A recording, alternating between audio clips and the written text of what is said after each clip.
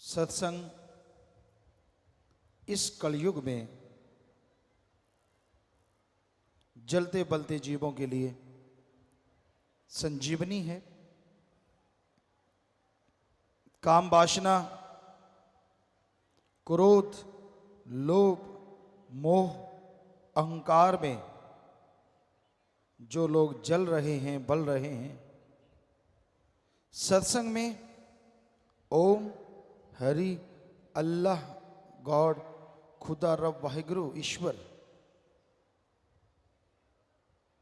का वो नाम मिलता है जिसका जाप करने से जन्मों जन्मों के पाप कर्म कट जाया करते हैं।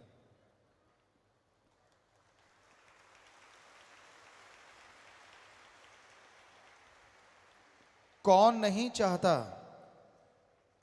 कि वो बेगम हो? कौन नहीं चाहता कि वो निरोग हो? कौन नहीं चाहता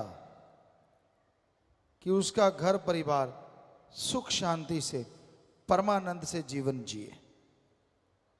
हर कोई चाहता है कि ऐसा हो, लेकिन परमानंद के लिए हर गम, दुख, दर्द, परेशानी की बीमारी के लिए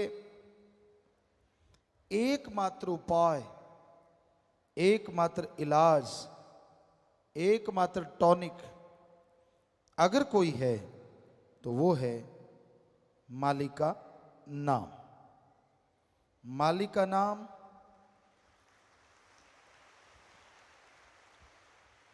अनमोल है, पर वो बिना दाम के मिलता है। तुलसी जी कहते, ईश्वर नाम अमोल है, बिन दाम बिकाए। ईश्वर नाम अमोल है, बिन दाम बिकाए।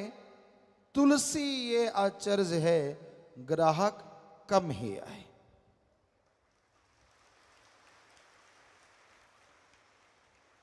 ईश्वर का नाम अनमोल है, पर बिना दाम के वो मिलता है। तुलसी जी कहते, आश्चर्यजनक बात ये होगी कलयुग में कि भगवान का नाम अनमोल होते भी फकीर बिना दाम के देंगे, लेकिन लेने वाले ग्राहक कम नजर आएंगे। वैसे देखा जाए तो आज राम नाम के ग्राहक बहुत बढ़ रहे हैं, लेकिन सारी जनसंख्या का देखा जाए तो तुलसी जी वाली बात बिल्कुल सच नजर आती है। हजारों में, लाखों में, महीने में लोग मालिक के नाम से जुड़ते हैं। ये कोई छोटी बात नहीं है। दिन रात ओम, हरि, अल्लाह, वाहिगुरु, गॉड, खुदा, रब की भक्ति इबादत में जुड़ने वाले बढ़ते जा रहे हैं। उतना ही काल महाकाल जलता है, तड़फता है, और बुराई के नुमाइंदे राम नाम को रोकने के लिए लाखों करोड़ों रुपए लोगों पे खर्च कर रहे हैं कि कैसे प्रभु का नाम रुके, कैसे कोई राम का नाम लेना बंद कर दे, कैसे कोई बुराइयां और बढ़ाए, बुराई को बढ़ावा मिले और राम नाम, अल्लाह, वाहिगुरु, ईश्वर का नाम रुके। परलय महाप्रलय भी राम नाम ना रोक सकी। ये तो चलता था, चलता है और चलता ही रहेगा। राम, अल्लाह, वाहिगुरु, गॉड, खुदा यानी सुप्रीम पावर, उसका नाम कभी भी खत्म नहीं होता। परलय महाप्रलय में ब्रह्म तक लोग खत्म हो जाते हैं, लेकिन पार ब्रह्म ना कभी खत्म हुआ, ना हुआ था और ना कभी होगा। वो धुन है, वो अनहद नाद है, वो हरि रस है, वो अमृत है, वो आबो हयात है। वो है तो सब कुछ है, वो नहीं तो कुछ भी नहीं है। तो उस नाम से आप जुड़ो। जुड़ गए हो तो हमारी हाथ जोड़ के विनती, आप आधा घंटा सुबह आधा घंटा शाम आप जाप करके देखो, 2-4 महीने, हम आपको गारंटी देते हैं ऐसा सुख मिलेगा, ऐसी शांति मिलेगी जिसकी आपने कभी कल्पना भी नहीं की होगी।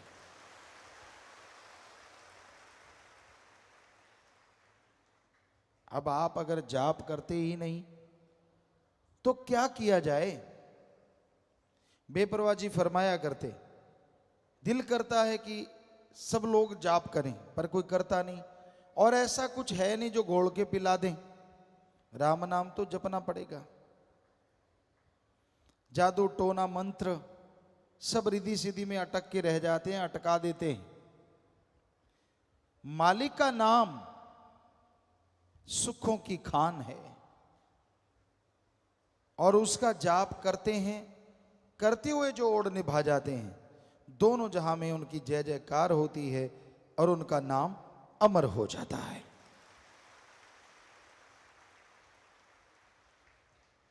सच्चे दाता रहे पर बेपरवाह जी ने फरमाया, बचनों पे अमल करना सीखो। राम नाम का जाप करो, मालिक के नाम की चर्चा करो, और मालिक का नाम वो परमानंद देगा, वो खुशियां देगा जो अनमोल हैं, किसी भी मोल कहीं से भी खरीदी नहीं जा सकती। तो राम का नाम खुशियां लेके आता है, बदले में कुछ देना नहीं पड़ता, ना पैसा देना पड़े, ना घर परिवार त्यागना पड़े। आप घर परिवार में रहते हुए मालिक का नाम ले सकते हैं और उसकी कृपा दृष्टि के काबिल बन सकते हैं।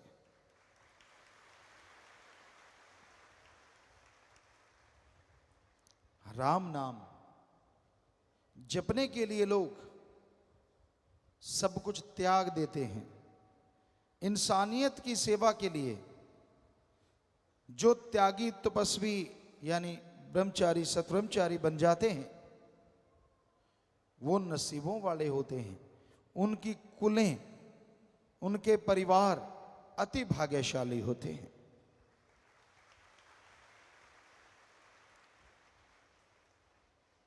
भीष्म पितामह हिस्ट्री में, इतिहास में बड़े योद्धा, शूरवीर, बहादुर हुए, और उनका नाम भीष्म क्यों पड़ा? क्योंकि उन्होंने अपने बाप के लिए अपना जीवन कुर्बान कर दिया। ये कसम खाई कि मैं जिंदगी भर शादी नहीं करवाऊंगा, ब्रह्मचर्य का पालन करूंगा, ताकि उसका बाप शादी करवा सके और उस शादी से जो बच्चा हो वो राज सिंहासन संभाल सके। उन्होंने ये कसम खाई, तो तब से उनका नाम पड़ा भीष्म पितामह। भीष्म भयंकर, हद से ज्यादा भयंकर प्रतिज्ञा उन्होंने तो अपने बाप के लिए की, और आज इस जलते बलते भट्ट में जो भी भाई बहन ये प्रतिज्ञा लेते हैं कि ताउम्र मालिक की याद में लगाएंगे, इंसानियत की सेवा में लगाएंगे, वो आप ही बताओ, एक अपने बाप के लिए प्रतिज्ञा करता है और एक भगवान की औलाद के लिए प्रतिज्ञा करता है, जिसमें उसका खुद का स्वार्थ नहीं होता, कौन महान है? बेपरवाह जी ने फरमाया, सच्चे सौदे की फकीरी दा मुकाम बड़ा ऊंचा, यहां मिट्टी होके रहना पड़ता, शान का क्या काम। बस इतनी सी बात है, दीनता, नम्रता धारण करो, वचनों पे रह के सेवा करो। अरे जीवन में वो मकाम हासिल करोगे, वो खुशियां मिलेंगी जिसकी आपने कभी कल्पना नहीं की होगी। तो हे सेवादारों, हे इंसानियत की राह पे चलने वालों, कदम कदम पे काल की बिछी हुई डोरियां, बिछे हुए जाल आपको रोकने की कोशिश करेंगे, लेकिन आप राम नाम के सहारे, ओम हरि सदगुरु मौला के सहारे, सेवा सुमरण के सहारे आगे बढ़ते जाओ तो ये डोरियां अपने आप ही जल के भस्म हो जाएंगी और आप मालिक की कृपा दृष्टि के काबिल बनते चले जाएंगे। ये कौन से जाल हैं जो काल ने बिछा रखे हैं? काम वासना है जो इंसान को बुरी तरह भ्रमित कर देता है, बर्बाद कर देता है, कहीं का नहीं छोड़ता। फिर क्रोध है, क्रोध में आके लोग अपना बहुत कुछ बर्बाद कर लेते हैं। भाई भाई को खत्म कर देता है, बाप बेटे में झगड़ा है, बहुत कुछ ऐसा होता है जिसकी कल्पना भी नहीं होती, तो फिर भी आप बर्बाद होते हैं। फिर मोह ममता, अपने परिवार, अपने बच्चे, अपनी माँ बहन बेटी, सब कुछ उसके लिए इंसान पागल हो जाता है, कुर्बान कर देता है। चाहे वो कितना भी गलत कर रहे हों, लोग बताएं कि भाई आपका बेटा आपकी बेटी गलत, नहीं मानता तो वो एक दिन उन्हें विष रूप बना देता है और खुद भी सारा परिवार कलंकित हो जाता है। फिर है लोभ लालच।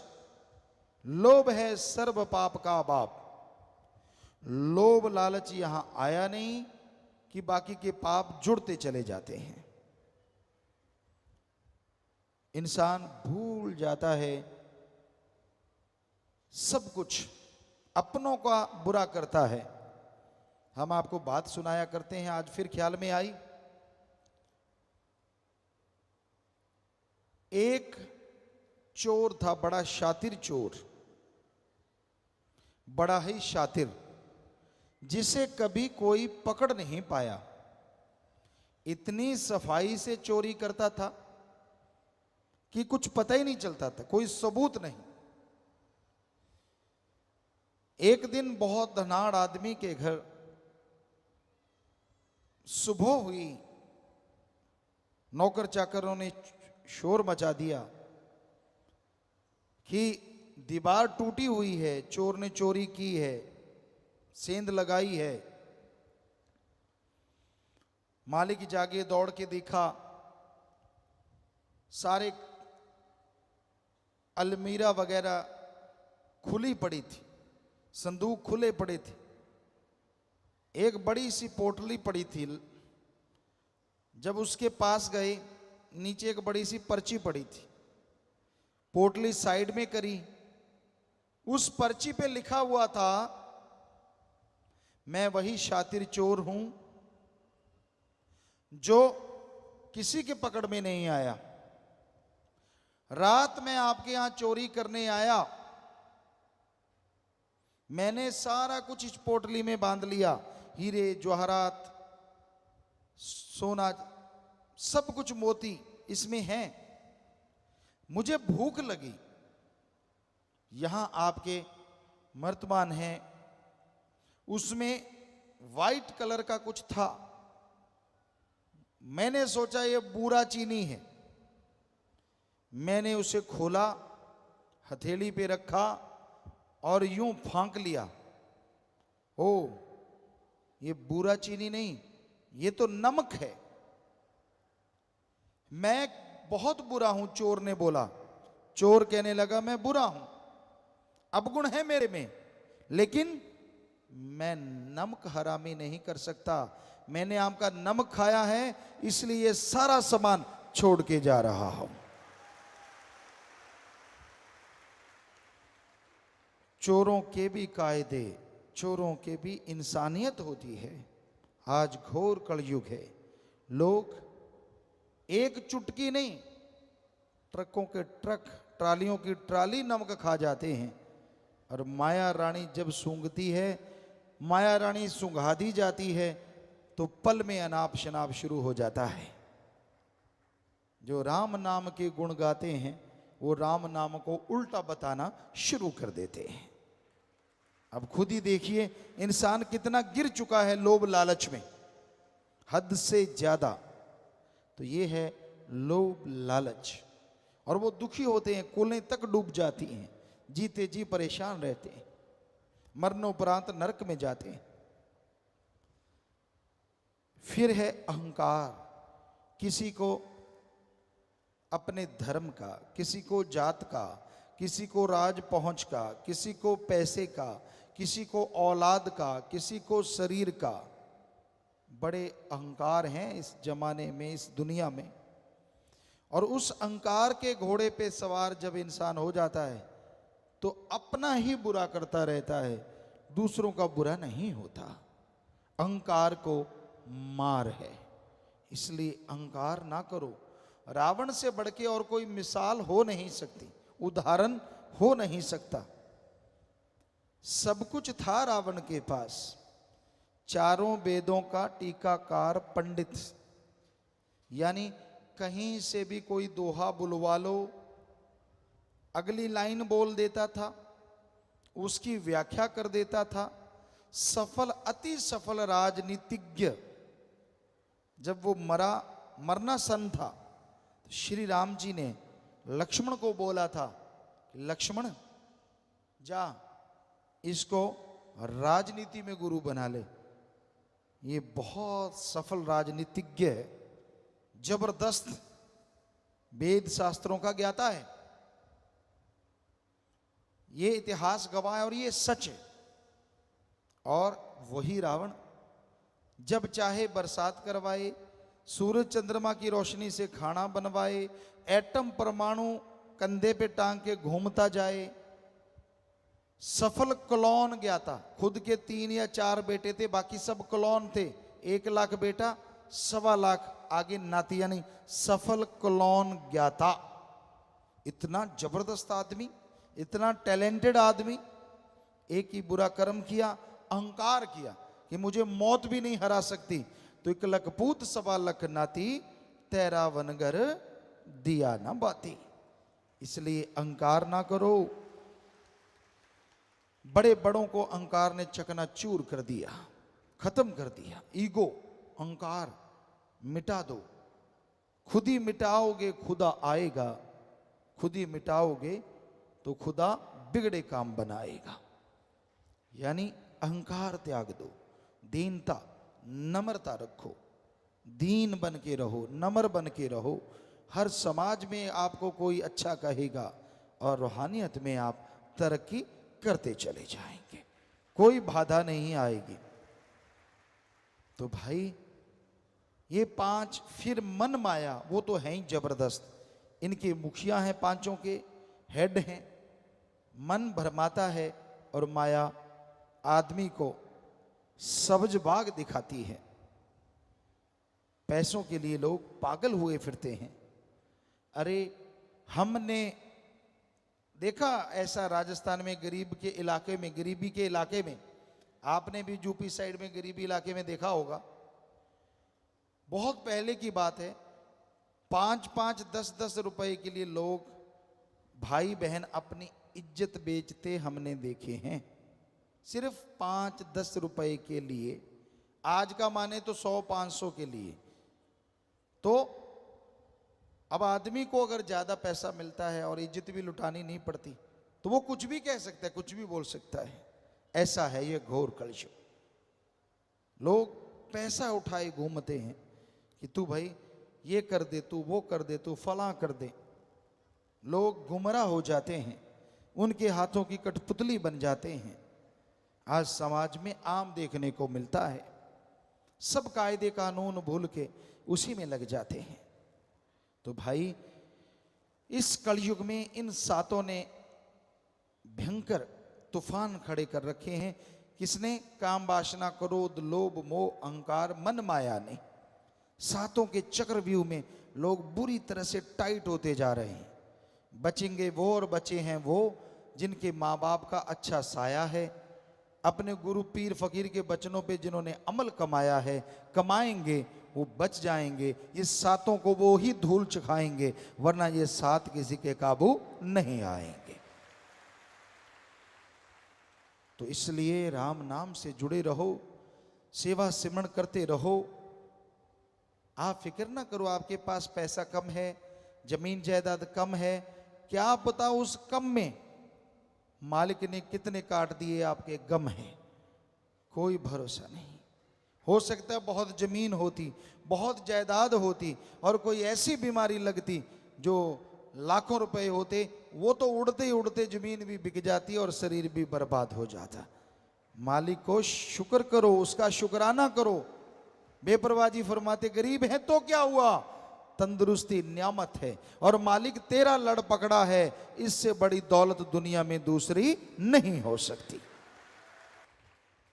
एक बार हम सत्संग करते करते, दिन में 3 सत्संगें होती थी, 7 से 9:30 और 12 से 2:30 बजे और फिर 3:30 से 5:30, ऐसा 3 सत्संग डेली होता था। तो हम सत्संग करते करते करते करते राजस्थान के एक एरिया में गए, पहाड़गंज उस एरिया का नाम था। होता क्या था, पहली सत्संग करी सेवादारों की, 3 टीमें होती थी। पहली टीम सत्संग करवाती, 3rd जगह पे पहुंच जाती थी, 3री जगह, और एक दूसरी वाली होती थी। तो दूसरी वाली सत्संग करवाने के बाद टेंट वगैरह लगवाने के लिए तीसरी टीम के साथ जंगलों में चली जाती थी। यहाँ सत्संग होना है, अगले दिन का आसपास के जंगलात खाली जगह, वहाँ टेंट लगाते थे और जंगल में हम सब लोग रुका करते थे टेंटों में। तो उस पहाड़गंज एरिया में सत्संग होना था, 3 सत्संगें हुई। हम रात को पहुंचे तो हमें बताया कि पिताजी यहाँ पास में एक गरीब परिवार रहता है, 2 मियाँ बीबी बुजुर्ग, काफी उम्र थी उनकी, बुजुर्ग थे। तो कहते उनका मकान एक सही है, एक की आधी छत गिरी हुई है, गरीब हैं, पैसा नहीं है। तो हमने कहा फिर, कहते हमने उनको बोला कि आटा ले लो। वो कहते गुरुजी आएंगे, यहाँ रुकेंगे, हमारा कुएं का पानी पियो, कोई हर्ज नहीं, पर क्या हमें कुछ देना पड़ेगा? सेवादार कहते नहीं, आपको कुछ देना नहीं पड़ेगा, बल्कि हम आपको आटा देते हैं, आपकी छत बना देते हैं, घर बना देते हैं। वो हाथ जोड़ के खड़े हो गए, दोनों बुजुर्ग बागड़ी परिवार। कहने लगे भाई हो सके तो माने थारे गुरुजी से मिला दो, कि अगर हो सकता है तो आप हमें आपके गुरुजी से मिला सकते हो। वो कहते हाँ। तो हमें कहने लगे गुरुजी उनको मिलाएं। हमने कहा जरूर मिलाओ। बुलाया, दोनों बेचारे बुजुर्ग, लगभग 70-80 साल के बीच की उम्र, मियाँ बीबी। हमने कहा बोलो बेटा, हम आपकी क्या सेवा कर सकते हैं? आंखों में आंसू आ गए। कहते गुरुजी पहली बात तो ये, आज तक कोई भी संत फकीर आया हमसे भी पैसा लेके गया, हालांकि हमारा आधा घर गिरा हुआ है, इतनी फसल नहीं होती, लेकिन पहले आप फकीर हैं जिसके भक्त ये कहते हैं हम आपका घर बना दें, आपको आटा दे दें, तो हमने ये नहीं लेना। हमने कहा फिर और क्या चाहिए? ध्यान से सुनने वाली बात है। हमने कहा फिर आपको क्या चाहिए? वो दोनों के हाथ कांप रहे थे, ऐसे ऐसे बुजुर्ग थे। कहते गुरुजी हमें ज्यों का त्यों वो सीन याद है, रात थी, लाइटें जगी हुई थी और थोड़ा थोड़ा अंधेरा था। कहने लगे गुरुजी अगर हमें कुछ देना है तो हमें राम से मिला दो, भगवान से मिला दो, हमें भगवान चाहिए, धन दौलत जमीन जायदाद नहीं चाहिए। वाह, ये है इंसानियत, ये है मानवता। गरीबी हुई तो क्या हुआ, भगवान ने हमें उनके घर जा छोड़ा। जितना मर्जी जोर लगाते कहीं जगह नहीं मिली, उनके घर के पास ही जगह मिली, जंगलों में, बस आसपास जंगल था, गांव नहीं था, उनका एक घर था, वहीं पानी मिला, कहीं पानी ना मिला उस रात। तो ये है उनकी सच्ची तड़फ। अगले दिन उन्होंने नाम लिया, गुरु मंत्र का जाप किया और नाचने लगे कि हमें सच्चा मोक्ष मिल गया है, सच्ची भक्ति का तरीका मिल गया है। ये है इंसानियत, आज भी जिंदा है। आज भी माँ बाप के अच्छे नेक बच्चे हैं जो दृढ़ता से, हिम्मत से सतगुरु के उन वचनों पे अमल करते हैं कि सारी दुनिया एक पास से, मेरा सतगुरु प्यारा एक पास।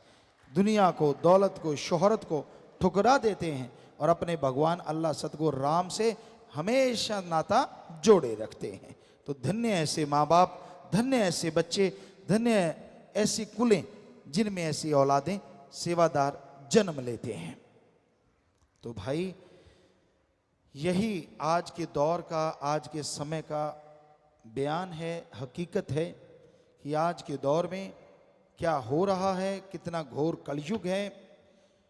गुंडागर्दी, नशा प्रस्ती आम है और राम नाम के लिए लोग रोकते हैं, भक्ति इबादत के लिए रास्ते रोके जाते हैं, तरह तरह के नियम बनाए जाते हैं। पर राम नाम, जैसा आपको बोला, कोई किसी का गुनाह नहीं करता, किसी को दर्द नहीं पहुंचाता। राम नाम तो सबका भला करता है। जो भी राम का नाम लेता है उसे अंदर बाहर कोई कमी ना रही थी, ना रह रही है और ना रहेगी। राम नाम संभाल करता था, कई गुना बढ़ के कर रहा है और सैकड़े गुना बढ़ के आगे करता रहेगा।